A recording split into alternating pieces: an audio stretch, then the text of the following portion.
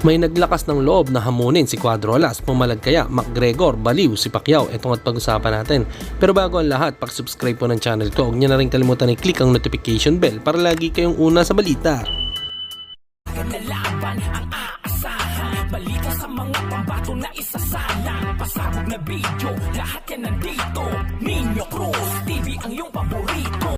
Pag-usapan nga po natin mga kaboxing sa bakbakang Jerwin ng Kahas versus Takuma Inoue.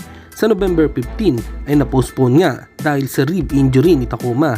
Kaya naman madami din ang nadismaya sa nangyaring ito dahil parehas na parehas nung malapit na ang laban ni Naoya Inoue kay Stephen Fulton ay na-injury din ito. Ngayon naman si Takuma Inoue, ganun ata kapag malakas ang kalaban, nag-i-extend ang training para makasigurado sa panalo. Samantalang ininsulto naman ni McGregor si pambansang kamao Manny Pacquiao. Na-delete na nga ito pero meron tayong record. Ayon nga sa pagkakasabi niya dito ay nasa ng 8 milyon ko galing sa court case. May utang ka sa akin na $8 million Manny Pacquiao.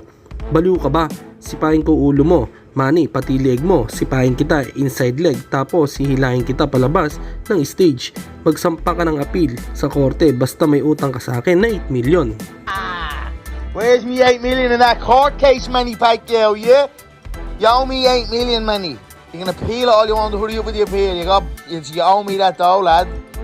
You can't sign a contract with an agency to represent you and then go and start doing other things like imminently, straight away. You don't need to sign the contract. Are you crazy?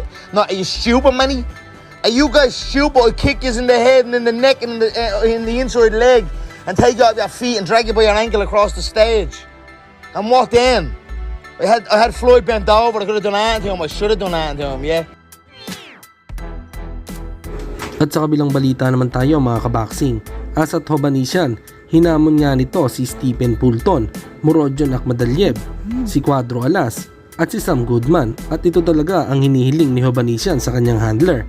Ayaw daw talaga nito ang madaling laban. Hanggang dito na lang muna ang ating balita. Dito na lang ang aking boxing news report. Babu!